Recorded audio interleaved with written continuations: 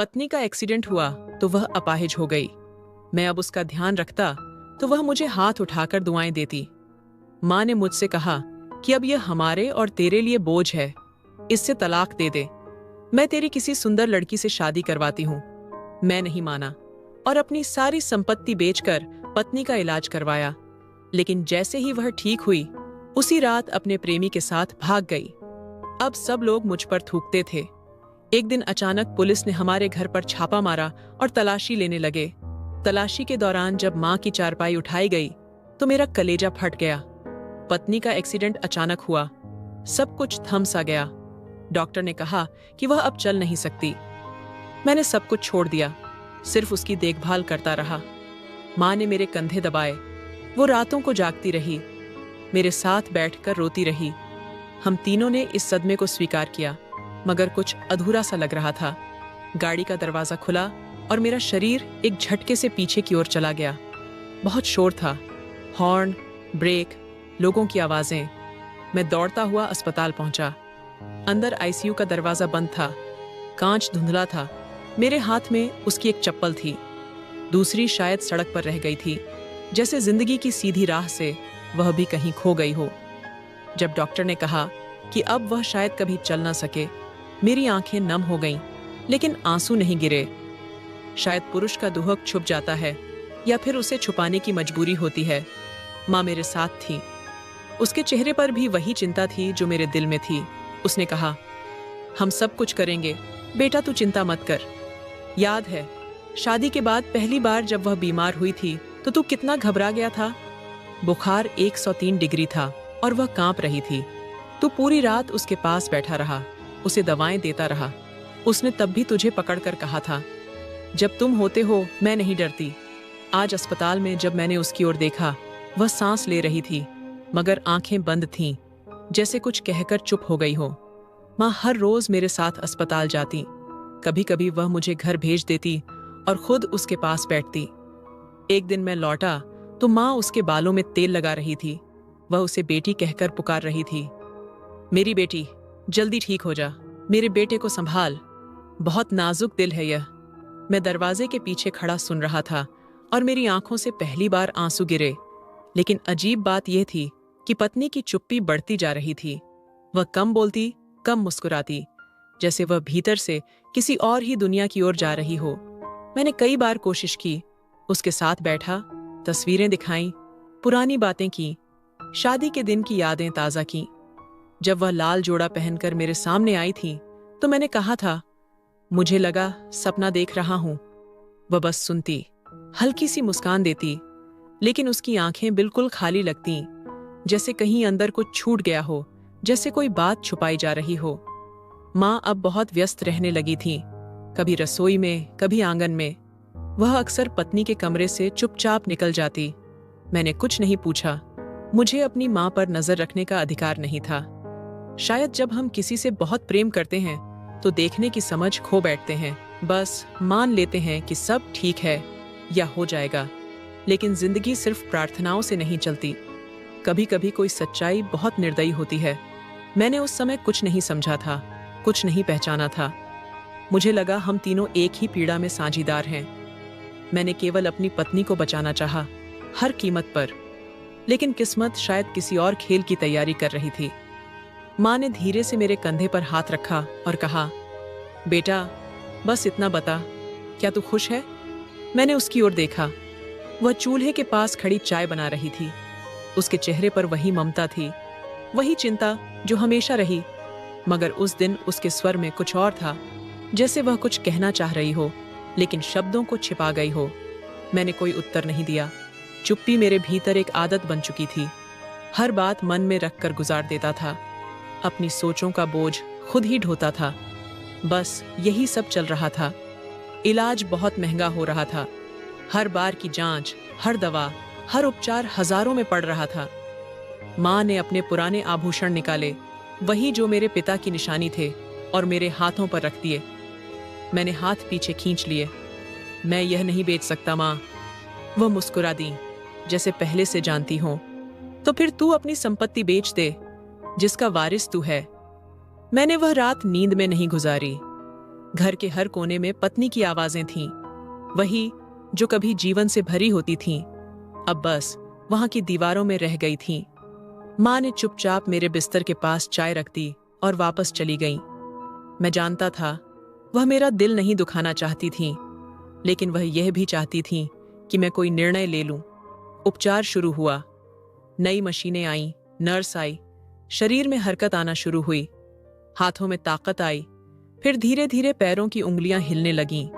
हर बार मैं खुश होता, माँ प्रार्थना करती, मगर पत्नी बस शांत नजरों से देखती रहती, जैसे यह सब उसकी इच्छा के विरुद्ध हो और वह केवल एक मूक दर्शक हो। एक रात मैंने उसके बालों में उंगलियां फेरी और कहा, कभी कभी लगता है जैसे तू बहुत दूर चली गई है और मैं बस तुझे पुकारता रहता हूं। उसने मेरी ओर देखा, होंठों पर हल्की सी मुस्कान थी, मगर आंखें फिर भी सूनी थीं। मैंने कुछ नहीं पूछा। कुछ प्रश्न ऐसे होते हैं जिनके उत्तर हमें पहले से मालूम होते हैं, बस उन्हें सुनने का साहस नहीं होता। दिन बीतते गए, पत्नी की हालत बेहतर होती गई, शरीर में जान आने लगी, मगर हमारे बीच की दूरी बढ़ती गई। मैंने सब कुछ दिया, समय, धन, नींद, सेहत, फिर भी मुझे लगा कि मैं उसे धीरे धीरे खो रहा हूं। हर दिन थोड़ा थोड़ा माँ अक्सर मुझे देखकर आशीर्वाद देती, भगवान तुझे सलामत रखे। तू पत्नी का साया बनकर खड़ा रहा। उनकी बातों में सुकून होता था, मगर उस सुकून के पीछे कोई दीवार थी जो मैं देख नहीं पा रहा था।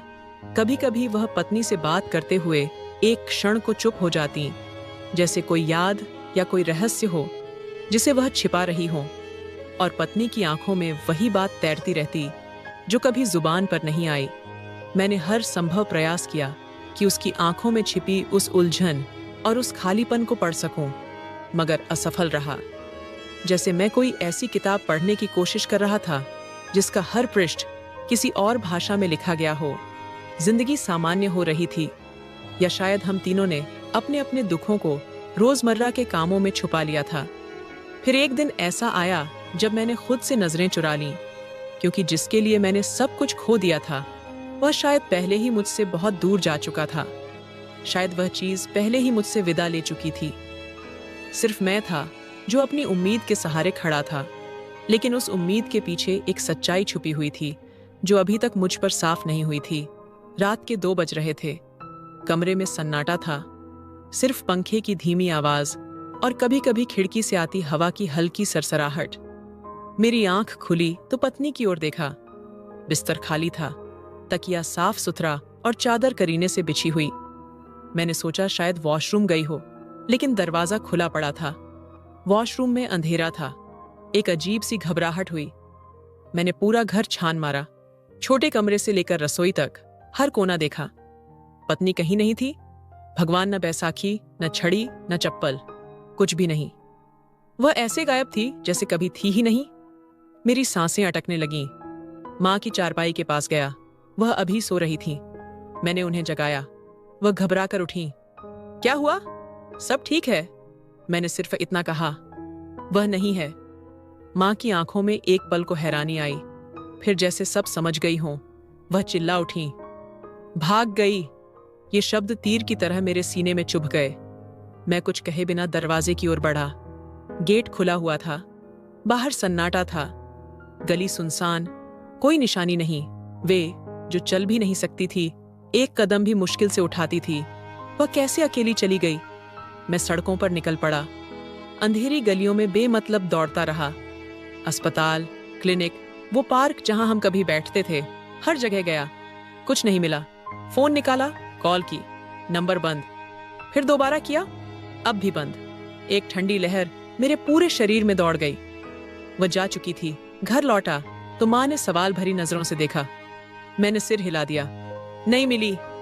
माँ ने थके हुए स्वर में कहा, मैं कहती थी ना, औरत की फितरत में वफा नहीं होती। बेटे, तूने सब कुछ कुर्बान कर दिया, उसने तेरे बारे में कुछ नहीं सोचा। मैंने माँ की बात अनसुनी कर दी। बस जाकर सोफे पर बैठा और छत को घूरता रहा, जैसे वहां कोई जवाब लिखा हो जो मेरी समझ से बाहर था। सुबह होने तक मोहल्ले में बात फैल चुकी थी। दादी माँ दरवाजे पर बैठी कह रही थीं, कल रात छोटे वाले ने गेट खोला हुआ देखा था। एक औरत ने कान में धीरे से कहा, सुना है इलाज के दौरान अस्पताल में किसी से जान पहचान हो गई थी और सबने उसे सच मान लिया। क्यों ना मानते?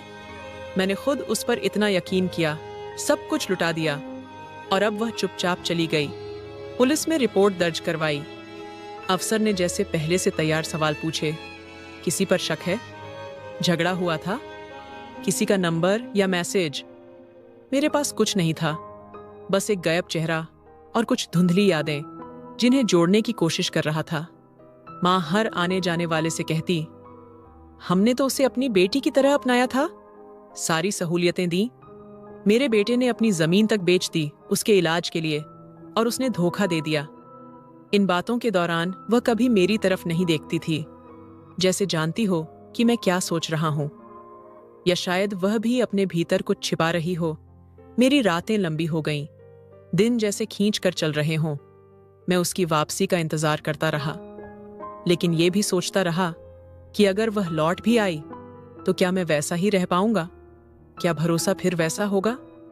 क्या जो कुछ लुटा है वो वापस मिल पाएगा? मेरा दिल मानने को तैयार नहीं था। अगर वह अपनी मर्जी से गई होती तो कम से कम कुछ कहकर, कुछ छोड़कर जाती, कोई शब्द, कोई इशारा, कोई निशान।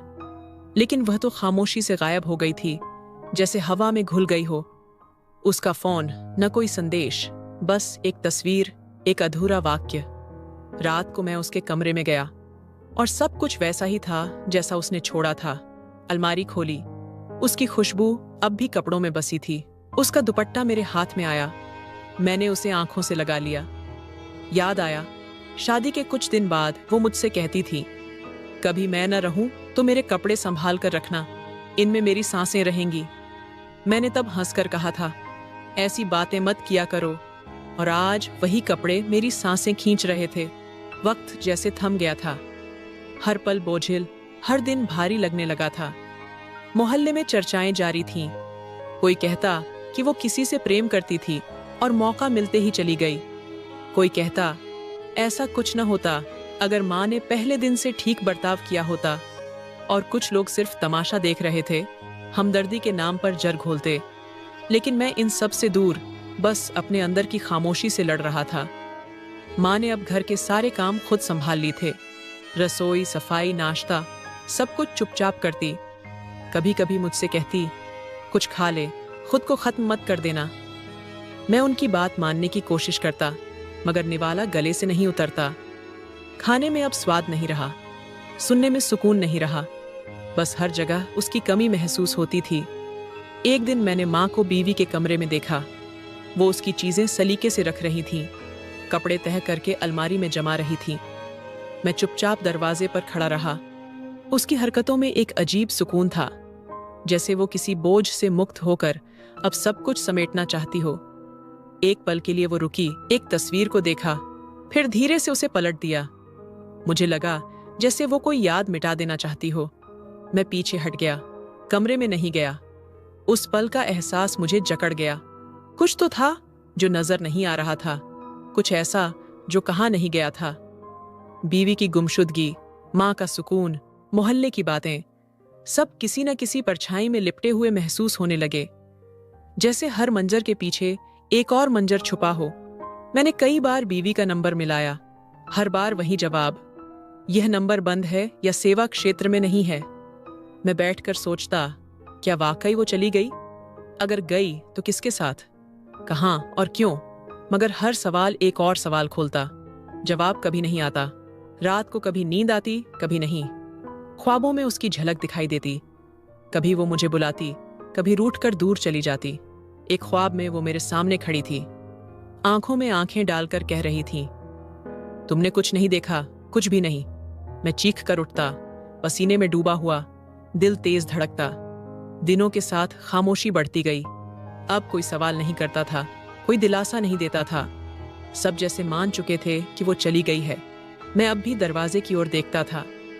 हर बार जब गेट की कुंडी हिलती, दिल एक पल के लिए तेज धड़कता। शायद वो हो, मगर हर बार मायूसी मिलती। मैं दिन ब दिन मजबूत नजर आने लगी थी, जैसे उस पर कोई असर ही नहीं हुआ हो।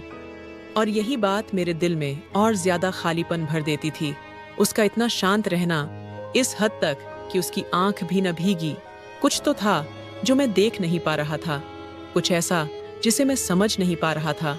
ये खामोशी सबसे खतरनाक थी, क्योंकि कई बार चीख सुनाई देती है, बता देती है कि कुछ गलत है, मगर जब सब कुछ चुप हो और हर चीज सामान्य लगने लगे, तब समझ ही नहीं आता कि जख्म कहाँ है, मगर खून बहता रहता है। शाम का वक्त था, आसमान में हल्के स्याह बादल थे। मैं दरवाजे के बाहर बैठा चाय पी रहा था। मोहल्ले के कुछ लोग गली के कोने पर हमेशा की तरह गपशप में लगे थे। तभी पड़ोस के चाचा, जो अक्सर चुप रहते थे, मेरे पास आकर बैठ गए। उनकी सांस थोड़ी भारी लग रही थी। हाथ में एक पुराना अखबार का टुकड़ा था जो वो अक्सर साथ रखते थे। कुछ देर वो चुपचाप बैठे रहे। मैंने भी कुछ नहीं पूछा। फिर अचानक बोले, बेटा बुरा मत मानना, एक बात कहनी है। रात को तुम्हारे घर से कुछ अजीब सी आवाजें आती हैं। मैं चौंक कर उनकी ओर देखने लगा, फिर हंस पड़ा। चाचा, आपको वहम हो गया होगा, शायद कोई बिल्ली हो या हवा का कोई खेल। चाचा बस इतना कहकर धीरे धीरे उठकर चले गए। मैं कुछ देर सोचता रहा, फिर सिर झटक दिया। वैसे भी मेरे पास सोचने के लिए बहुत कुछ था। बीवी का जाना, माँ की अजीब चुप्पी, मेरे भीतर का शोर। माँ अंदर से निकली, शायद चाचा की आवाज सुन रही थी। उसने मेरी तरफ देखे बिना कहा, बुढ़ापे में वहम होना आम बात है, इस उम्र में तो दीवारें भी बोलती दिखती हैं।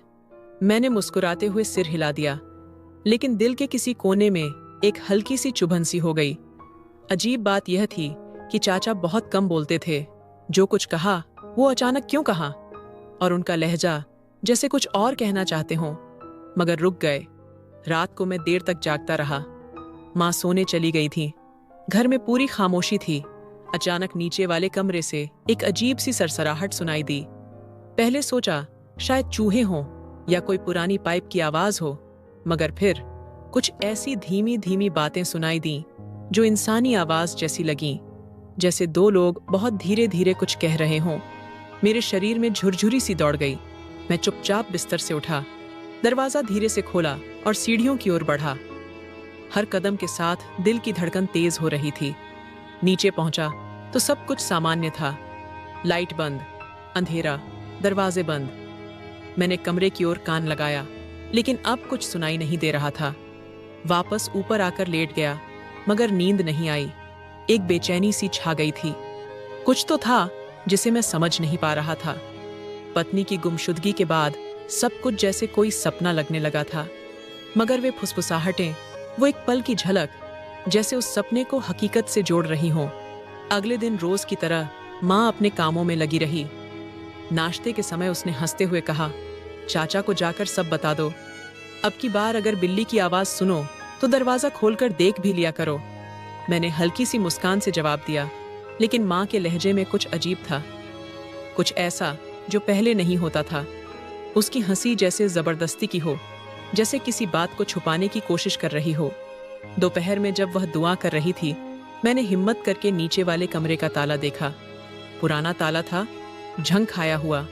उस पर धूल जमी थी, जैसे सालों से खोला ही न गया हो। मगर दरवाजे के नीचे की मिट्टी हिली हुई थी, जैसे किसी ने हाल ही में उसे छुआ हो। मैंने झुककर दरवाजे के नीचे से देखने की कोशिश की, मगर अंदर अंधेरा था। बस एक मध्यम सी आवाज और एक अजीब सी घुटन का एहसास। मेरी सांस जैसे थम सी गई।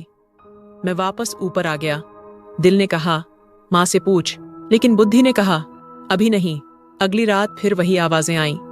इस बार कुछ ज्यादा तेज, कुछ ज्यादा बेकाबू, जैसे कोई सिसक रहा हो या किसी को सांस लेने में तकलीफ हो।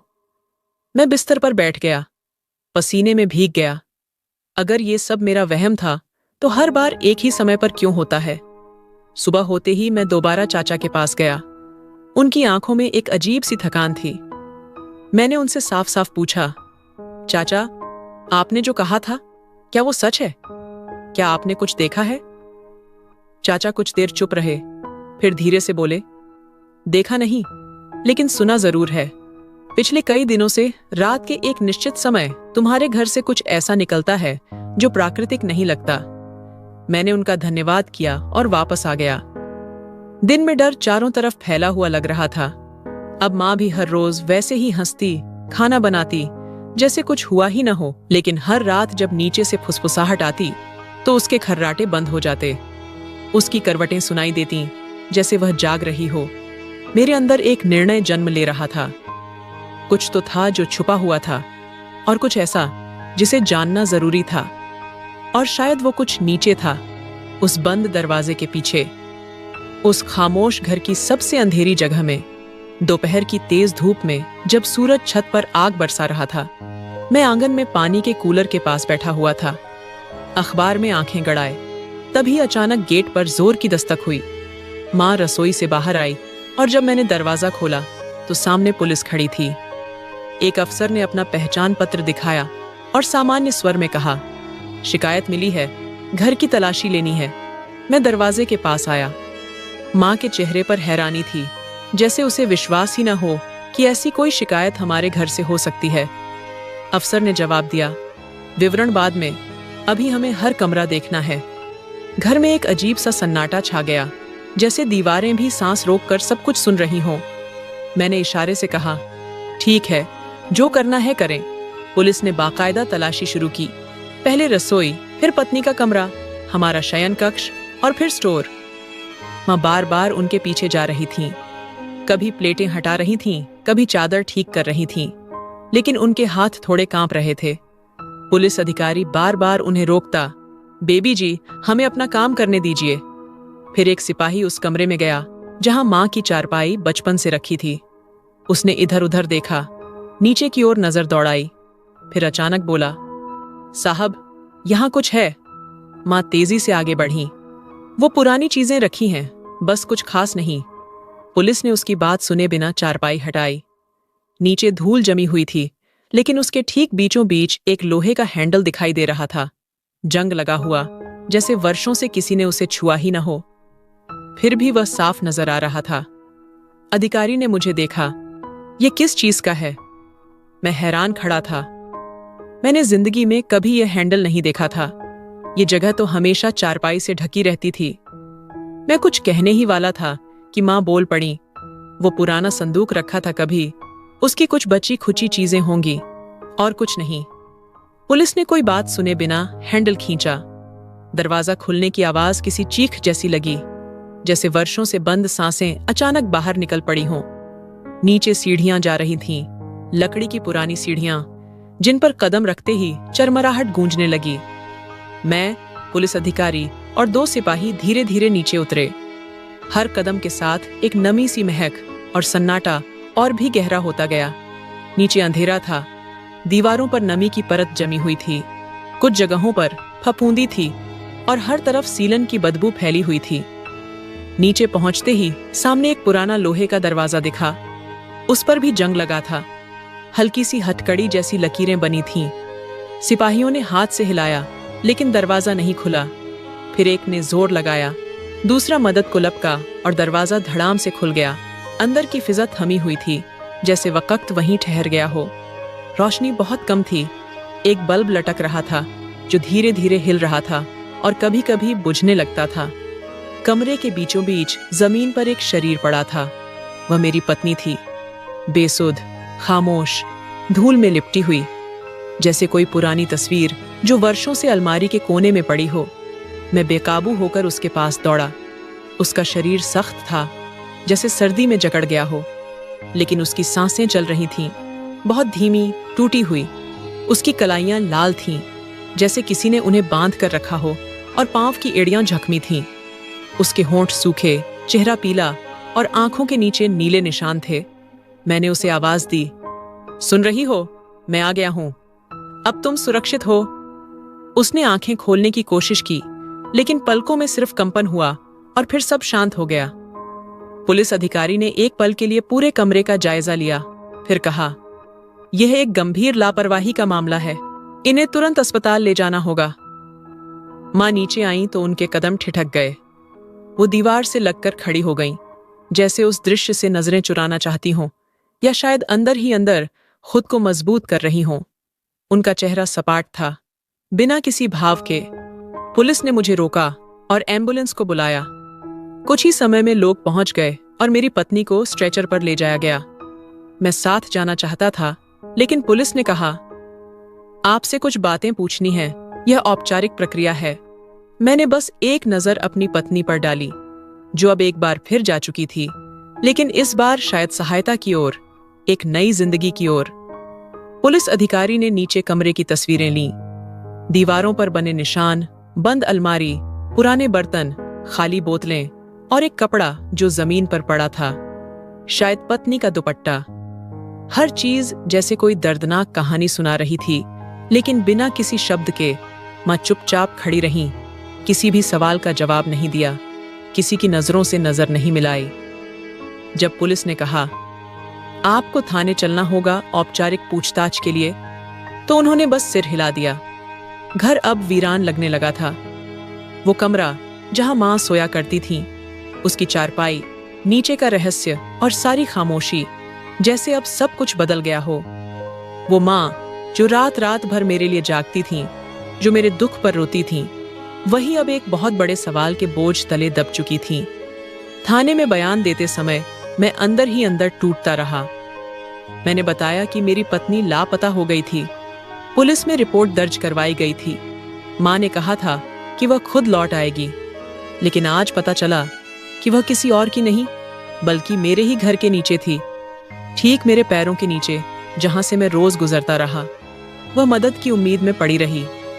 पुलिस ने कहा कि यह कोई सामान्य कैद नहीं लगती, इसे बहुत सोच समझकर अंजाम दिया गया, हमें पूरी जांच करनी होगी। शाम को जब मैं अस्पताल गया, वह होश में आ चुकी थी। मुझे देखते ही उसकी आंखों में एक ऐसी थकान उभरी जिसे शब्दों में बयान नहीं किया जा सकता। मैं उसके पास बैठा, उसका हाथ थामा और कहा, बस अब सब ठीक हो जाएगा, तुम फिर कभी अकेली नहीं रहोगी। उसने धीरे से सिर हिलाया। उसके होठों पर एक हल्की सी कंपन थी, जैसे कुछ कहना चाहती हो, लेकिन शरीर साथ नहीं दे रहा था। डॉक्टर ने बताया कि शारीरिक कमजोरी बहुत अधिक है, लेकिन उसका हौसला चौंकाने वाला है। अगर आप समय पर ना पहुंचे होते तो मामला बहुत गंभीर हो सकता था। इस वाक्य ने मेरे अंदर कुछ तोड़ दिया। समय पर पहुंचना? लेकिन मैं तो बरसों से उसी घर में था, रोज उस कमरे के ऊपर सोता था, फिर भी कुछ देख नहीं सका, कुछ सुन नहीं सका। अब मां पुलिस की निगरानी में थी, लेकिन वह चुप थी, जैसे उसे किसी बात का पछतावा नहीं था। शायद हो, पर उसने उसे भीतर कहीं दफन कर दिया हो। अब सिर्फ कानून तय करेगा कि वह कृत्य क्या था, क्यों हुआ और किस नियत से। लेकिन मेरे लिए यह सब सवाल नहीं थे। मेरे लिए तो बस एक सच था कि वह जिंदा है, और अब उसकी यह जिंदगी मेरी पूरी कोशिश का केंद्र बनने वाली थी। तहखाना अब बंद हो चुका था, लेकिन उसका साया मेरे वजूद से लिपट गया था। हर रात जब आंखें बंद करता, तो वह जंग लगे दरवाजे की तस्वीर सामने आ जाती, और उसके पीछे वह खामोश चीख, जिसे मैं बरसों तक सुन नहीं सका। जैसे ही पुलिस ने मां से सवाल पूछना शुरू किए, उसकी आवाज ऊंची हो गई। वह चीखने लगी और हाथों से अपना सिर थाम लिया। मैंने कुछ नहीं किया, भगवान की कसम, मैंने उसे नुकसान नहीं पहुंचाया। उसके शब्द दीवारों से टकरा रहे थे, लेकिन उनमें सच्चाई कहीं नजर नहीं आ रही थी। पुलिस अधिकारी ठंडे स्वर में बयान दर्ज कर रहे थे, और मां का चेहरा पल पल बदलता जा रहा था।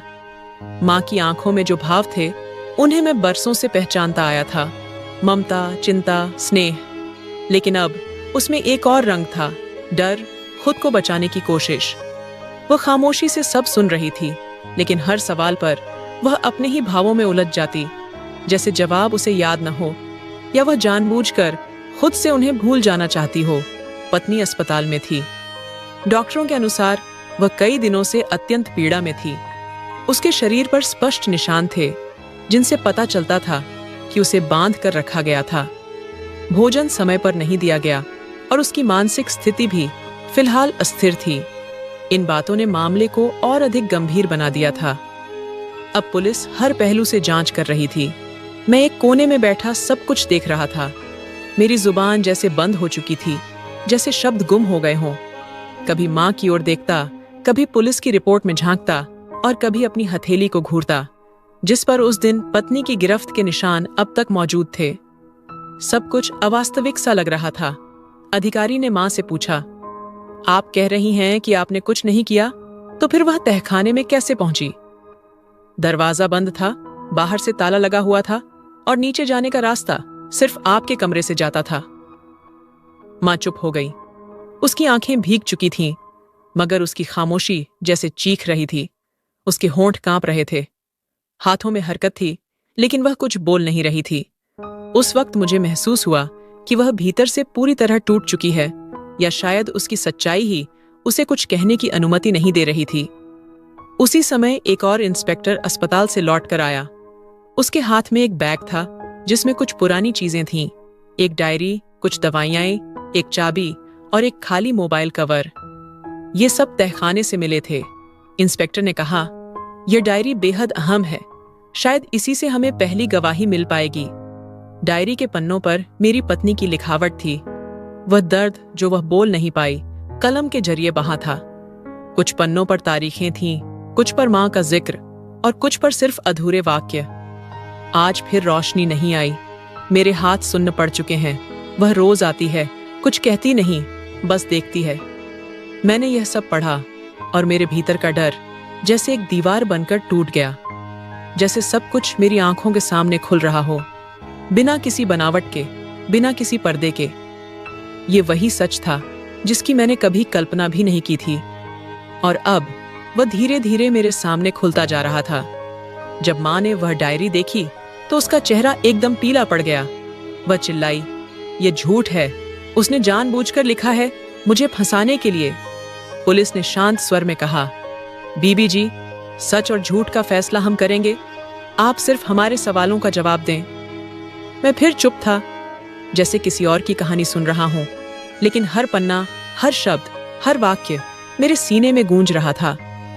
वह औरत जिसे मैंने अपनी जिंदगी कहा, मेरे ही घर में बंद रही, मेरे ही कदमों के नीचे पड़ी रही, और मैं रोज उसके ऊपर से गुजरता रहा। पुलिस ने मां को हिरासत में ले लिया, लेकिन जाते जाते उसने मुझे देखा। उस नजर में न पछतावा था, न नफरत, बस एक थकावट थी, जैसे वह अपनी ही चाल में हार गई हो। शायद वह कुछ कहना चाहती थी, अपनी सफाई या अपने फैसले की कोई वजह, लेकिन अब मैं सुनने की हालत में नहीं था। उस रात मैं फिर उस तहखाने में गया। वही जंग लगा दरवाजा, वही सन्नाटा। मैंने बत्ती जलाई और हर चीज को देखा। बीवी की जंजीरों के निशान, खाली बोतलें, और दीवारों पर जैसे किसी ने अपनी उंगलियों से शब्द खोदे थे। मुझे सुनो। मैं घुटनों के बल बैठ गया और जमीन पर हाथ रखकर बस सांसें लेता रहा। मुझे लगा जैसे जमीन के अंदर उसकी चीखें अब भी बसी हुई हैं। हर ईंट, हर दीवार, हर कोना उसकी गवाही दे रहा था। मां अब गिरफ्त में थी, लेकिन मुझे पता था कि दोषी सिर्फ वह नहीं थी, मैं भी था। अपनी नासमझी का, अपनी आंखें बंद रखने का, और यह सच का पहला टुकड़ा था जो मेरे हाथ लगा था। जैसे जैसे जांच आगे बढ़ी, मामला और गहराता गया। सबूत इकट्ठे हो रहे थे, लेकिन असली झटका तब लगा जब पड़ोस के चाचा को बुलाया गया। वही चाचा जिन्होंने कुछ दिन पहले कान में कहा था, तुम्हारे घर से अजीब आवाजें आती हैं। इस बार उनके पास सिर्फ आवाजें नहीं थीं, कुछ और भी था। उन्होंने पुलिस के सामने बयान दिया। एक रात मैं छत पर था, गर्मी की वजह से नींद नहीं आ रही थी। अचानक तुम्हारे आंगन में हलचल हुई। मैंने नीचे झांका। माँ जी किसी को घसीट रही थीं। मैं पहचान नहीं पाया कि कौन है, लेकिन शरीर बिल्कुल निर्जीव लग रहा था। मैं डर गया और अंदर चला गया। सोचा शायद कोई बीमार हो, लेकिन जब अगली सुबह तुम्हारी पत्नी लापता मिली, तब शक हुआ। अफसरों ने उनके बयान को गंभीरता से लिया और मुझे एक गंभीर नजर से देखा। मेरी आंखें झुकी हुई थीं। हर बात, हर संकेत अब एक सूत्र में जुड़ने लगे थे। आवाजें, कानाफूसी, पुराना दरवाजा, बीवी की डायरी और अब गवाही। पुलिस ने मां के सामने बयान रखा। वह चुप रही, न इनकार किया, न सफाई दी, जैसे शब्दों की कोई जरूरत ही न रही हो। उसकी चुप्पी किसी दस्तखत से ज्यादा स्पष्ट थी। एक पल ऐसा आया जब एक सिपाही बोला, अगर यह गवाही अदालत में पेश हुई तो मामला सीधा उम्र कैद तक जा सकता है। तभी मां ने एक लंबी सांस ली और मेरी ओर देखा। मैं जो दूर बैठा था, उसकी उस नजर से बच नहीं पाया। वह धीरे से बोली, जैसे सिर्फ मुझसे कह रही हो, वह तुझे बर्बाद कर रही थी, मैंने तुझे बचाया। ये वाक्य मेरे लिए जैसे भूकंप था। मेरे भीतर सब कुछ हिल गया। मैं कुछ पल तक उसे घूरता रहा, बोल नहीं पाया। मेरी हालत वैसी थी जैसे कुछ गले में अटक गया हो। माँ ने अपना बयान आगे बढ़ाया। मैंने उसे छिपाया, खत्म नहीं किया। मैं चाहती थी तू खुद सच देखे। वह लड़की तेरी मोहब्बत के काबिल नहीं थी। उसके दिल में तेरे लिए कुछ नहीं था। इलाज के नाम पर तुझे लूट रही थी और किसी और से बातें करती थी। मैंने खुद सुना कई बार। वो रात को फोन पर बातें करती थी, हंसती थी, तुझे मूर्ख बना रही थी। पुलिस अधिकारी ने बीच में रोका। आपके पास कोई सबूत है इन बातों का? कोई कॉल रिकॉर्ड, कोई संदेश, कोई गवाही? माँ चुप हो गई, जैसे जो कहना था कह चुकी हो। अब सुनने का भार मुझ पर था। पत्नी अब अस्पताल में थी। हालत बेहतर हो रही थी, लेकिन वह शांत थी। शायद उसे भी आभास था कि अब तक पूरा सच सामने नहीं आया है। अभी कुछ बातें छुपी हुई हैं। जब मैं उससे मिलने गया तो उसने बस एक बात कही, अगर तुम्हें मुझ पर संदेह है तो मेरा इलाज बंद कर दो। उसकी आवाज थकी हुई थी, लेकिन नजरें साफ थीं। मैंने उसका हाथ थाम कर कहा, मुझे संदेह नहीं है, बस अब हर सच को सुनने की हिम्मत इकट्ठा कर रहा हूं। अगले दिन पुलिस ने मां के कमरे की फिर से तलाशी ली। एक पुराना मोबाइल मिला जिसमें कुछ ऑडियो रिकॉर्डिंग थीं। आवाजें धीमी थीं, अस्पष्ट थीं, लेकिन कुछ वाक्य स्पष्ट सुनाई दिए। वो कुछ भी करे, मैं सच नहीं बोलूंगी। मुझे डर लगता है। आवाज पत्नी की लग रही थी। इस रिकॉर्डिंग ने मामला और उलझा दिया। किसी के भी खिलाफ सीधा सबूत नहीं था, सिर्फ चुप्पी की गिरहें थीं जो धीरे धीरे खुल रही थीं। पुलिस का कहना था कि यह मामला सीधा नहीं है। यहाँ हर किरदार आधा सच बोल रहा है और आधा छुपा रहा है। माँ अब भी अपने बयान पर अड़ी थी। मैंने बेटे को बचाने के लिए सब किया, और मैं वही बेटा था जो अब समझ नहीं पा रहा था कि वह वास्तव में बचा था या बर्बाद हो चुका था। उस दिन पहली बार मेरे भीतर यह सवाल उठा, क्या कभी कोई सच पूर्ण होता है, या हम बस अपनी तसल्ली के लिए कुछ टुकड़े जोड़ लेते हैं और उसे ही सच मान लेते हैं? यह गवाही, यह चुप्पी, यह वाक्य, सब एक दायरे में तब्दील हो रहे थे जहां अंजाम का अर्थ था किसी न किसी के लिए सिर्फ पीड़ा, और यह शुरुआत थी एक और न्याय की जो अब सामने आने वाला था। माँ को हवालात में कई दिन हो चुके थे। हर दिन जांच की नई परतें खुलती, हर दिन कुछ नया सुनने को मिलता। हर बार मेरा मन थोड़ा और भारी हो जाता। जब पुलिस ने माँ से दोबारा पूछा, उस रात पत्नी के साथ क्या हुआ, तो इस बार उसने रटे रटाए शब्द नहीं दोहराए, बल्कि एक ऐसी सच्चाई कही जो मेरे भीतर गूंजने लगी। माँ ने धीरे से कहा, तू अपनी जमीन बेचकर उस पर खर्च करता रहा, अपनी सारी कमाई, सारे सपने उस पर लुटा दिए, और वो तुझसे विरक्त हो चुकी थी। मैंने कई बार उसे किसी से फोन पर बातें करते सुना, रात को दरवाजा बंद करके। मैंने एक बार पूछा तो वह उलझ गई। तभी मैंने तय कर लिया। मैंने सोचा, ये लड़की तुझे बर्बाद कर देगी। मैंने तेरा बचपन भी देखा है, तेरी आंखों में वो आंसू देखे हैं जो तू कभी दिखाता नहीं था।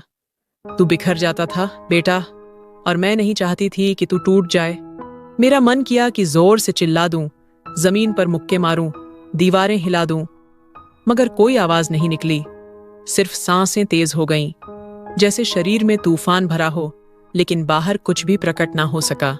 मैं उसे देख रहा था, वही औरत जिसने मुझे पाल पोस कर बड़ा किया, मेरे लिए रातों को जागी, लोरी सुनाई, सर्दियों में रजाई ओढ़ाई, गर्मियों में पंखा झलकर सुलाया। वही औरत आज मेरे सामने यह सब कह रही थी।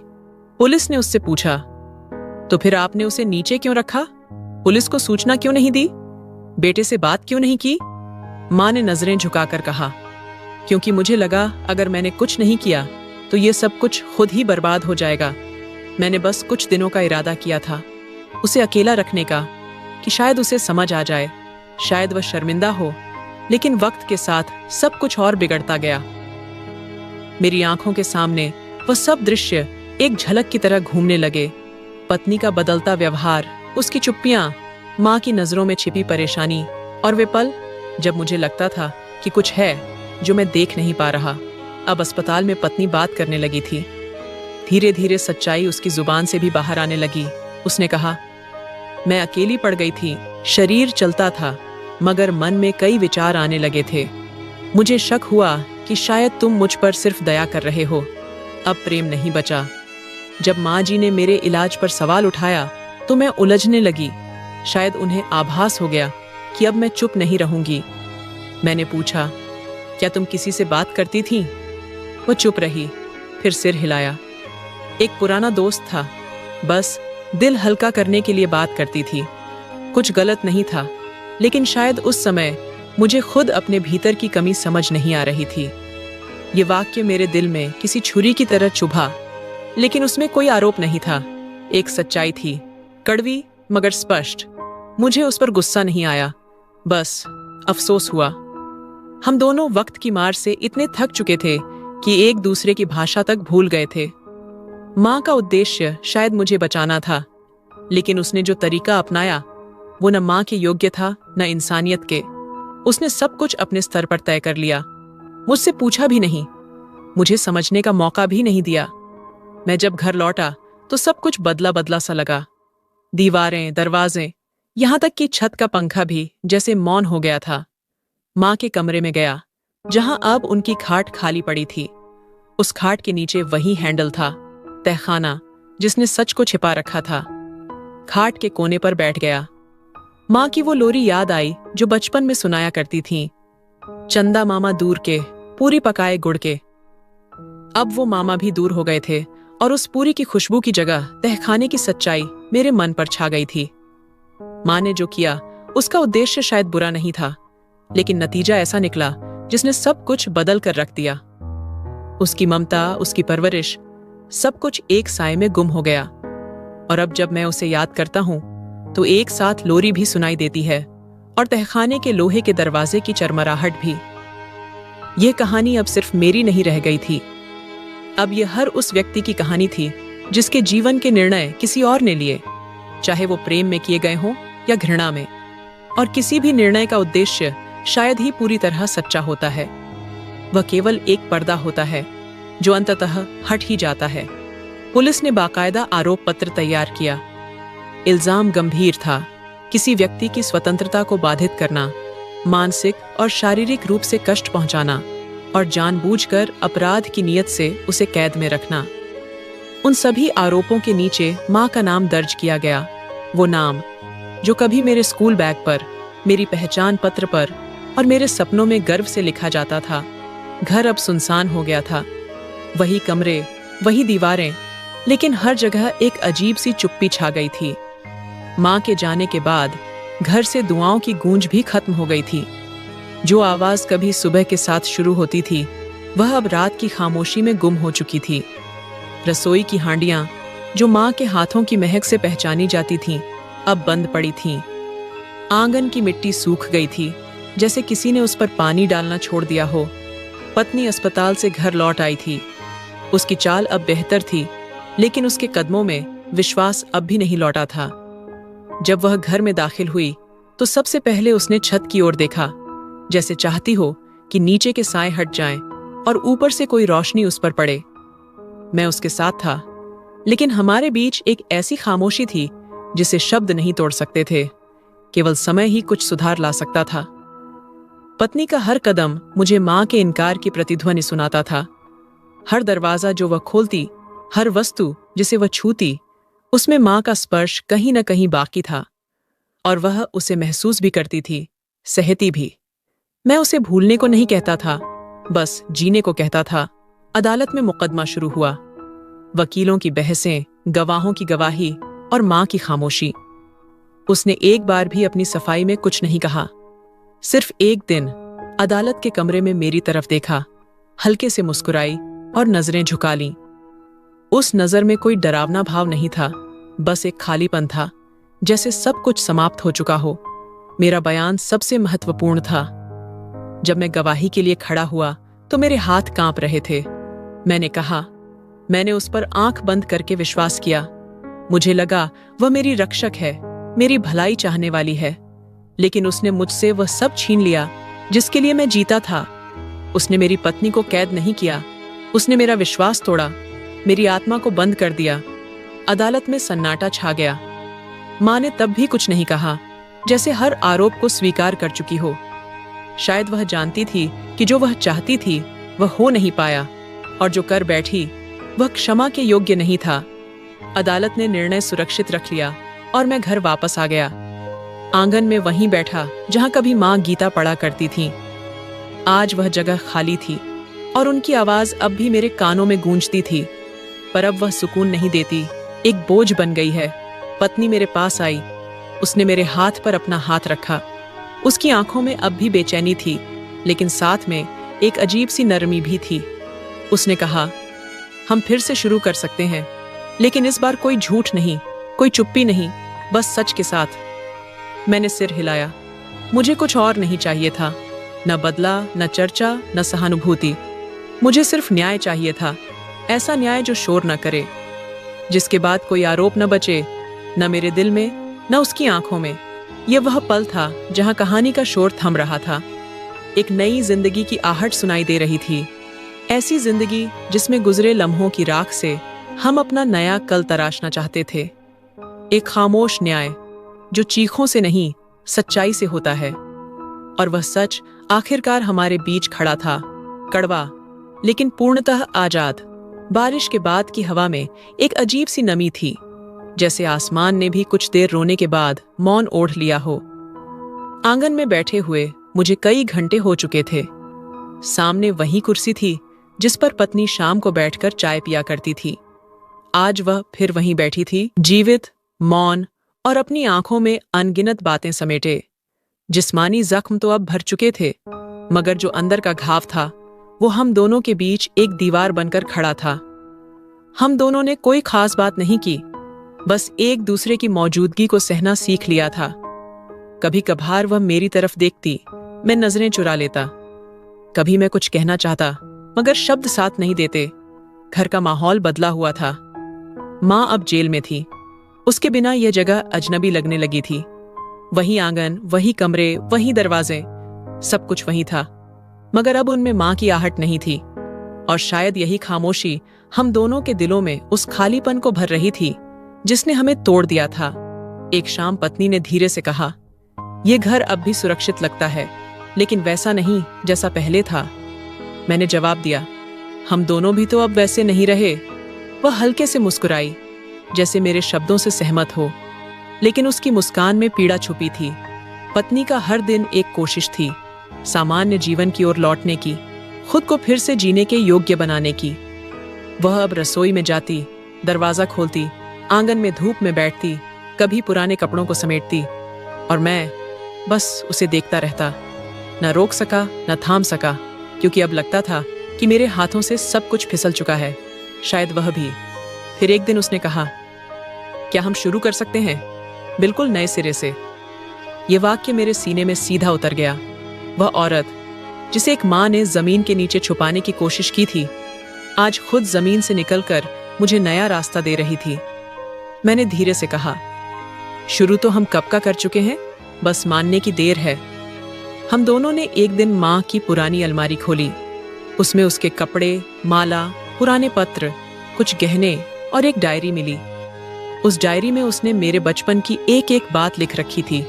जब मैं बीमार हुआ था, जब पहली बार स्कूल गया था, जब मैं रोते हुए माँ की गोद में छुप गया था। पत्नी ने वह डायरी पढ़ते हुए एक बात कही, यह औरत तुमसे प्यार करती थी, बस उस प्यार को संभालना नहीं जानती थी। मैं चुप रहा, क्योंकि उसने वही बात कही थी जिसे कहने से मैं खुद डरता था। माँ की कैद, उसका अपराध, उसका अंजाम, सब कुछ अदालत में चल रहा था, लेकिन मेरे लिए अब वह सब द्वितीय था। मेरे लिए असली अदालत मेरा घर था, मेरी पत्नी थी और हमारी चुप्पी। हमने फैसला किया कि कुछ महीनों के लिए शहर छोड़ देंगे। नया माहौल, नई हवा, शायद कुछ मरम्मत कर सके। वह मान गई और हम दोनों ने पुरानी चीजें बांधनी शुरू कर दी। मैंने पत्नी का वह दुपट्टा अलग रखा जो तहखाने में मिला था। वह अब मेरे लिए डरावनी वस्तु नहीं, बल्कि एक निशानी थी उस औरत की जो कभी हार नहीं मानी।